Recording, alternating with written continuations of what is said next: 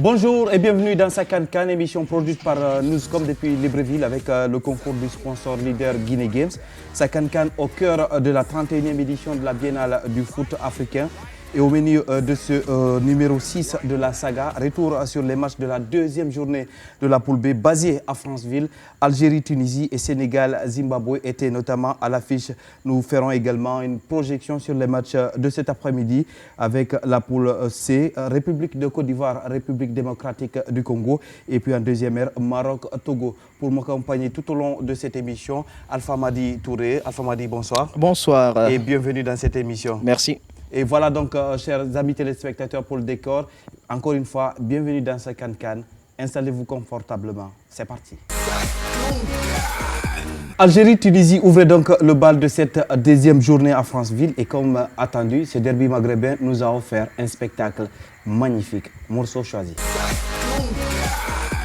Plus rigoureux et juste dans ses interventions. Exactement, pas de risque.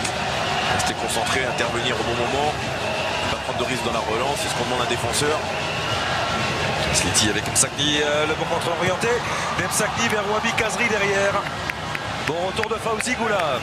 Il s'agace tout le temps. Et ça, c'est pas un bon signe. C'est en termes de positivité là, dans une équipe. Voilà, tout le monde peut louper, il faut aller vraiment travailler ensemble. Voilà, Msakni parfaitement servi avec le petit couche de sang. Il va de la Tunisie.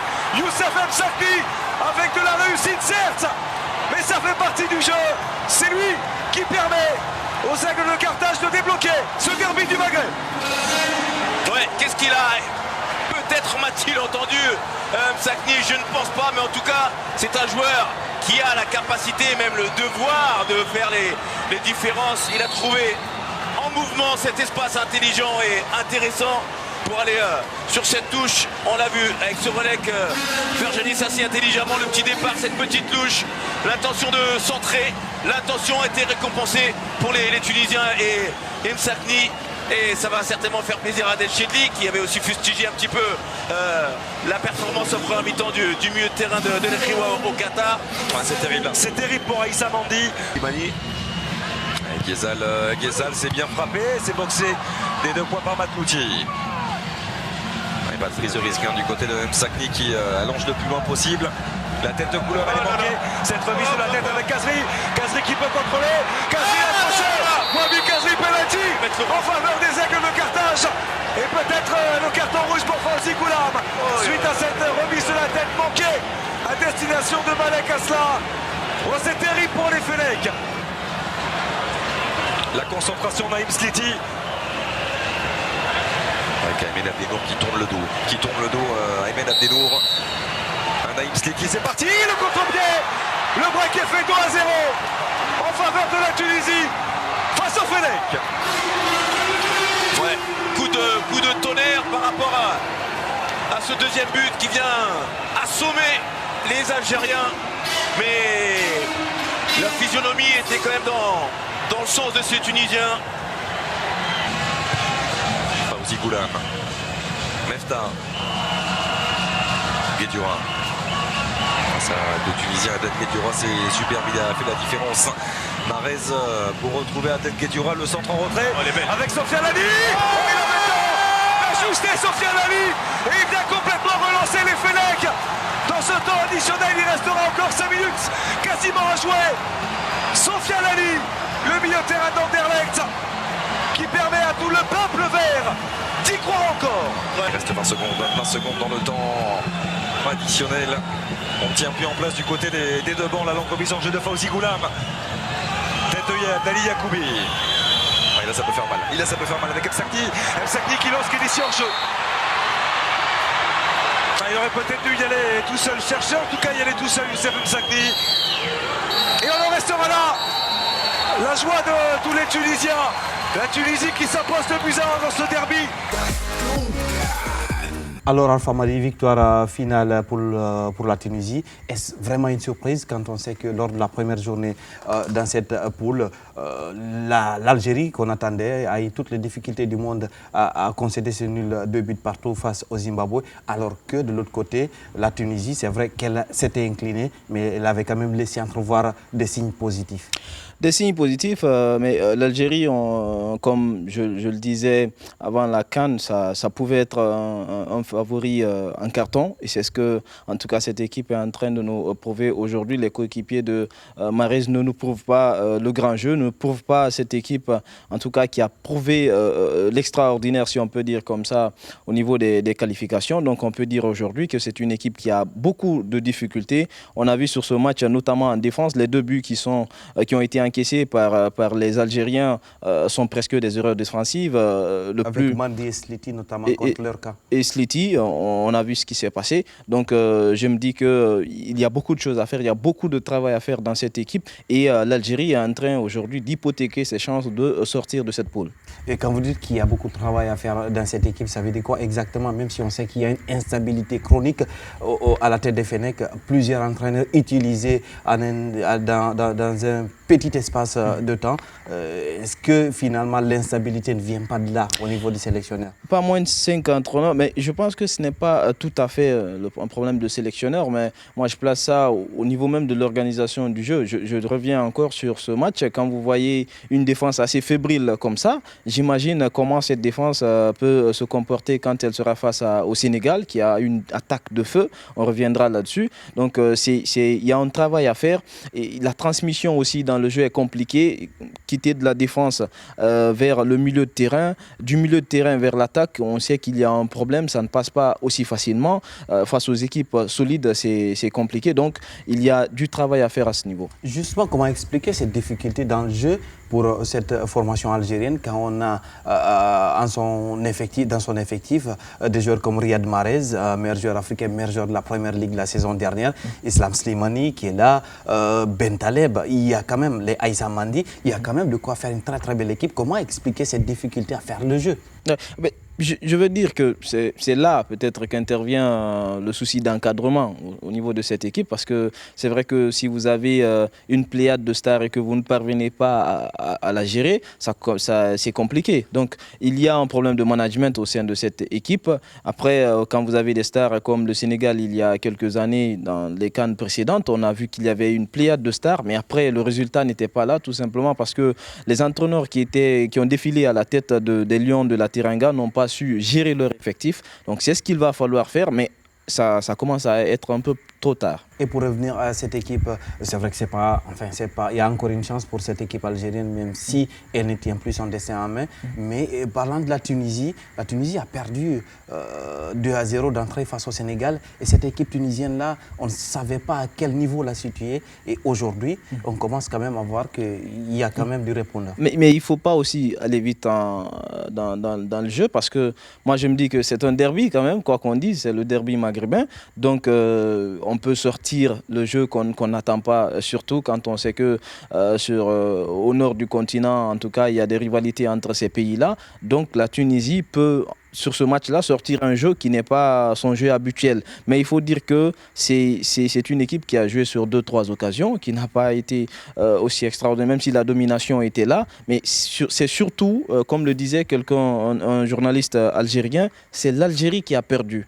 Ce n'est pas tout à fait la Tunisie qui a gagné. En tout cas, la Tunisie qui s'est imposée 2-1 sur le score de 2-1 face à cette équipe algérienne et qui a perdu 2-0 face au Sénégal. Donc la Tunisie qui est deuxième aujourd'hui avec 3 points. En seconde heure, le Sénégal avait donc l'opportunité de directement composer son billet pour les quarts de finale. Mais avant, nous vous proposons ces documents exceptionnels tournés par nos équipes avec les supporters sénégalais juste avant le choc Sénégal-Zimbabwe. Suivez plutôt.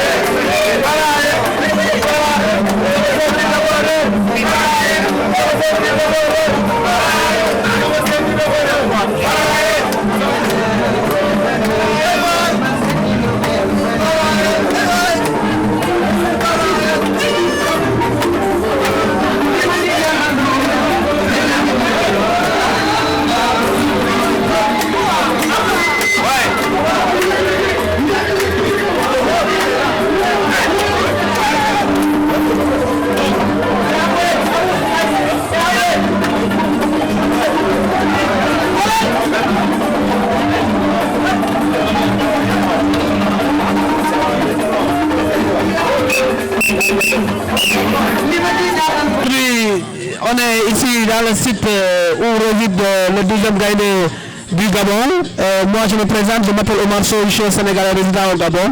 Et ça c'est le vice-président du deuxième gagnant Ibrahim Mbaye. Et nous sommes là pour aujourd'hui pour faire de la mobilisation pour aller au stade. Vous savez, on est à quelques minutes, à quelques heures du match. Et nous avons fait une très forte mobilisation. Et vous savez, aujourd'hui, il y a des supporters qui nous sont venus un peu partout du Gabon, du Cameroun, de Libreville, de Mouila, de Lambarny, de Congo, de la Côte d'Ivoire.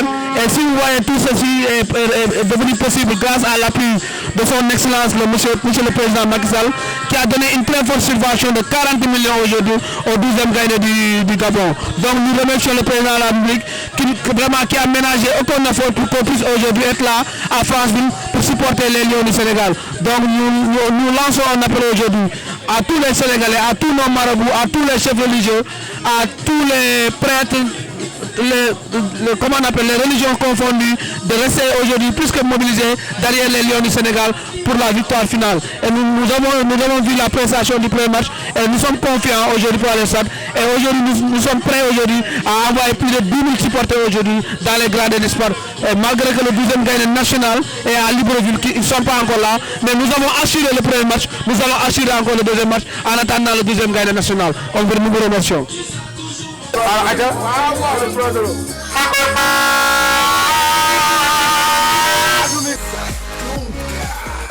Et sur le terrain, donc, les Lions de la Teranga n'ont pas traîné. Victoire 2-0 face aux Warriors. Le meilleur moment de cette rencontre dans les conditions du direct. C'est un ratio parfait.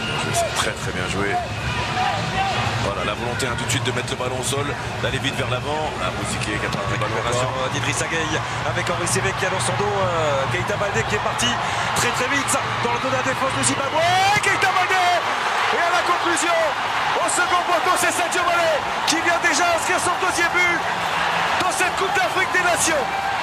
Et quel travail une nouvelle fois de Keita Baldé.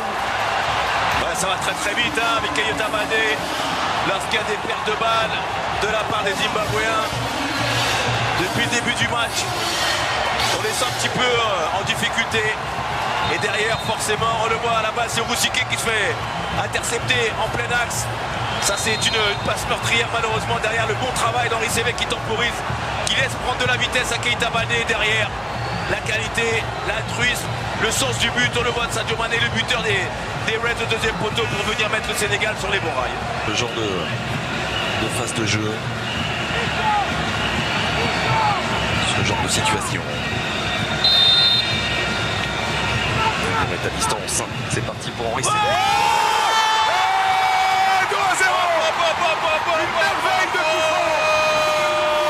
Une merveille de coup franc de la part d'Henri Sévé. Le break est déjà fait.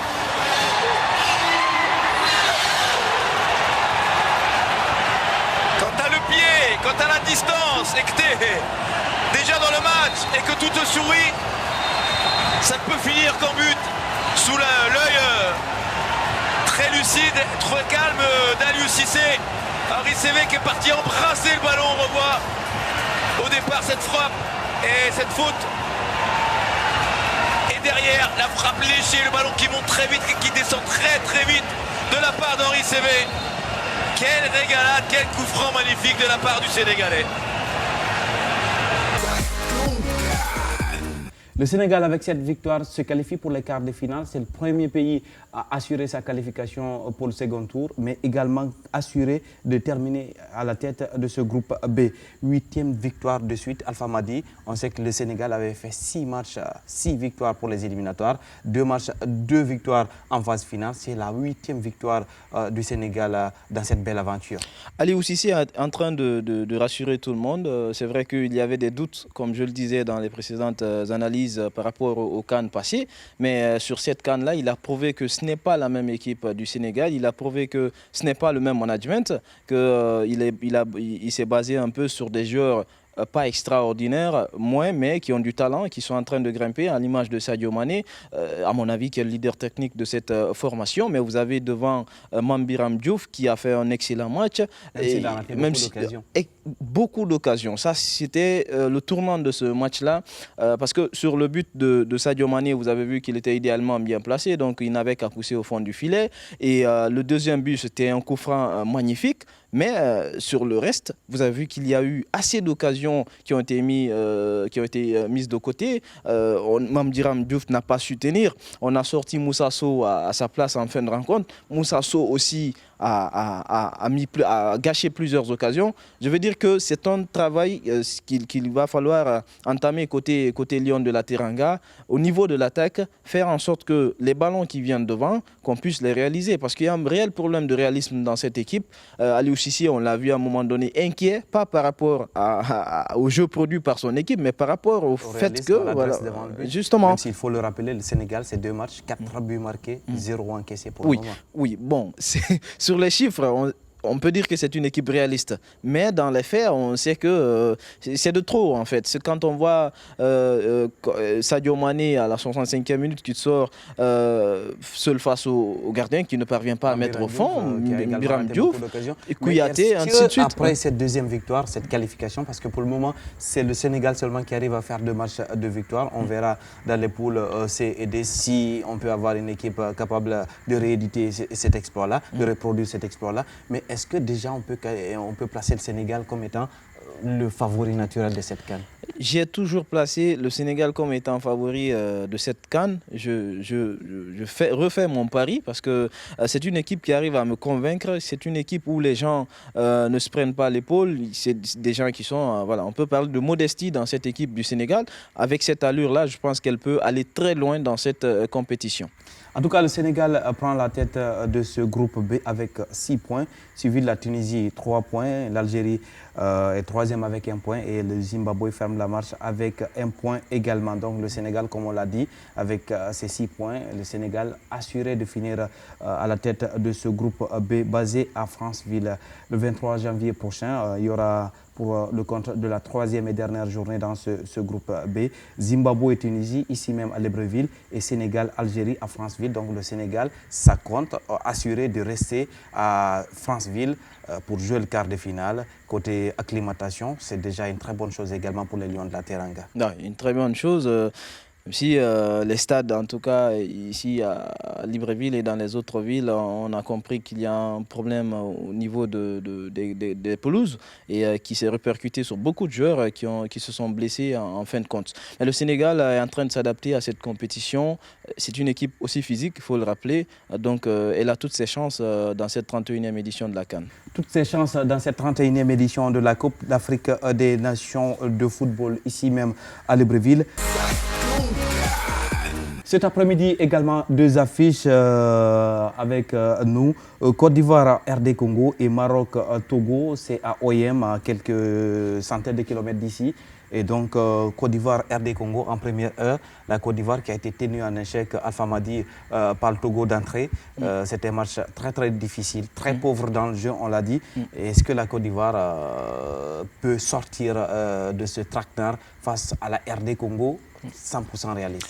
Je veux dire que la Côte d'Ivoire est obligée de sortir le grand jeu parce que c'est quand même le champion en titre, c'est un fait. De l'autre côté, c'est une équipe assez attendue parce que très bien classée au classement FIFA, ayant beaucoup de joueurs, donc certains meilleurs joueurs en tout cas du continent africain. Donc c'est une équipe qui a besoin quand même de rassurer ses supporters au niveau de cette CAN parce qu'on a vu que ce n'était pas extraordinaire face au Togo, alors que le Togo c'est une équipe, on sait dans quelles conditions elle s'est qualifiée pour cette CAN-là et vous avez une équipe dirigée par un leader qui n'a pas de compétition, qui ne joue pas, qui est guidé par la motivation. Donc la Côte d'Ivoire aujourd'hui a beaucoup de choses à faire, mais la Côte d'Ivoire joue face à une équipe d'RDC qui a effectué une bonne entame avec une victoire aussi courte soit-elle. 100% de réussite. 100% de réussite, mais... Face au Maroc qui s'est procuré énormément d'occasions. Beaucoup d'occasions. Mais il faut dire que c'est une équipe dure, difficile, qui est vraiment physique et qui risque de surprendre encore une fois. Est-ce qu'on peut qualifier ce match de choc de ce premier tour, Côte d'Ivoire, RD Congo, de guerre des étoiles? On sait qu'il y a énormément de potentiel au niveau de cette équipe de Côte d'Ivoire, mais mais également au niveau de cette équipe de RD Congo, quand on se permet de mettre Dieu merci Mbokani sur le banc pour commencer un match de CAN, ça veut dire qu'on a forcément un problème de riche. Est-ce qu'on peut qualifier ce match-là comme étant le choc de ce premier tour? On a des arguments côté congolais, on a également des arguments côté ivoirien. Et il faut dire que la chance de cette équipe congolaise, c'est que c'est quand même une équipe qui est assez soudée, à mon avis. On a vu le parcours, vous étiez du côté du Rwanda pour le CHAN. On a vu que c'était une équipe qui est solide, qui joue ensemble et donc qui joue sur le continent surtout, donc qui connaît les réalités un peu des stades africain. Je veux dire que cette équipe a sa chance. La Côte d'Ivoire également avec ces joueurs-là qui ne sont plus sous pression d'une star qui dirigerait l'équipe indirectement. Donc, comme vous l'avez dit, on peut dire que c'est un choc pour ces phases de poule. Justement, vous parlez du CHAN, avec la RD Congo qui a gagné le CHAN, qui était troisième il y a 2 ans en Guinée équatoriale pour la CAN des Grands. Et Florent Ibenge qui est là depuis quelques années désormais, qui a réussi à avoir cette alchimie entre les expatriés et les joueurs évoluant dans le championnat congolais. Est-ce que selon vous, c'est cet aspect-là qui permettra à la RD Congo d'aller très très loin dans la compétition, vu qu'il y a des joueurs locaux, le mélange des locaux et des professionnels? Est-ce que ça peut avoir cet effet de surprise pour permettre aux Congolais d'aller très loin? Je veux dire qu'à un moment donné, il était obligé parce qu'on ne pouvait pas jouer avec du 100% local. Il y a des Congolais qui brillent à l'étranger à qui il fallait faire appel. C'est un mélange qui peut porter fruit, mais à mon avis, la force de cette équipe congolaise a été d'abord le fait qu'elle soit soudée et que beaucoup de joueurs qui jouent côté local, vu que c'est un pays qui a un championnat riche côté africain, donc qui est en train aujourd'hui de pousser cette équipe. Maintenant, jumeler à ces joueurs-là, les joueurs venant de l'étranger, c'est un plus qu'il va falloir exploiter par Florent Ibenge. Et puis en deuxième heure, nous aurons le match Maroc-Togo, les Marocains, pas vernis vraiment face à la RD Congo lors de la première sortie. Ils ont eu énormément d'occasions, c'est vrai, mais ils n'ont pas réussi à les mettre au fond face à une équipe togolaise. Et Emmanuel Adebayor nous le disait en zone mixte la dernière fois, que le Togo n'est pas là pour remporter la CAN, mais que le Togo est là justement pour embêter les gens, qui vont tout faire pour embêter les gens. Maroc-Togo, est-ce que vous pensez qu'avec toutes les absences côté marocain, il y a une chance pour Hervé Renard, qui connaît super bien la Coupe d'Afrique des Nations, est-ce qu'il y a une chance pour Hervé Renard de venir à bout de ces éperviers-là? On a vu la déception d'Hervé Renard après le premier match, parce que justement, comme vous le disiez, il y a beaucoup d'actions qui ont été vendangées, beaucoup d'occasions de but.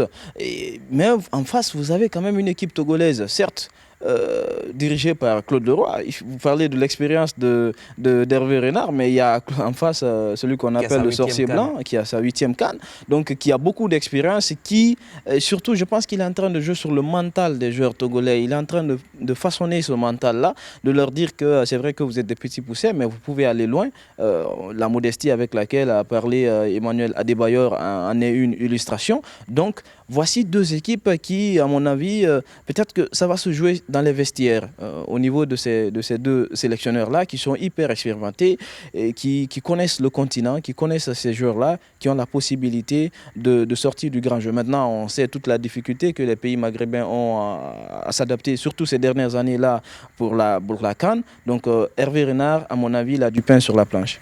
Du pain sur la planche avec Hervé Renard, on le rappelle, 2 sélectionneurs qui connaissent très très bien l'Afrique. Hervé Renard, c'est 2 CAN avec la Zambie et avec la Côte d'Ivoire il y a 2 ans en Guinée équatoriale, mais également Claude Leroy, c'est une CAN, même si c'est il y a des années-lumière avec le Cameroun. Et il faut noter également que les 2 sélectionneurs ont bossé ensemble à la tête des Black Stars du Ghana. Le buzz maintenant dans sa CAN, El Hadji Diouf, l'enfant terrible du football sénégalais, n'a pas que des fans à Franceville. Suivez plutôt ce document exceptionnel tourné par nos équipes. Le responsable, on est dans une sur-accréditation qui va nous permettre de circuler.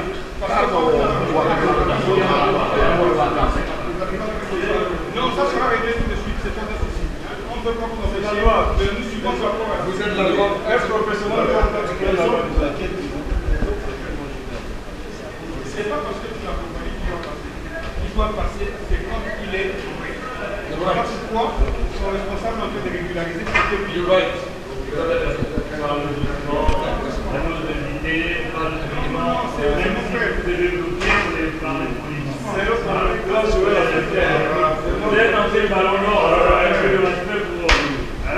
Vous avez raison.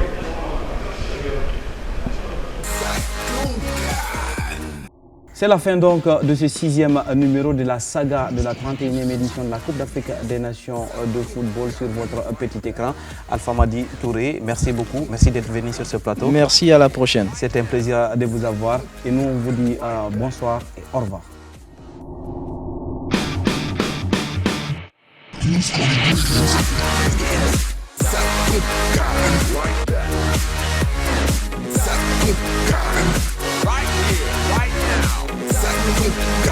Like that.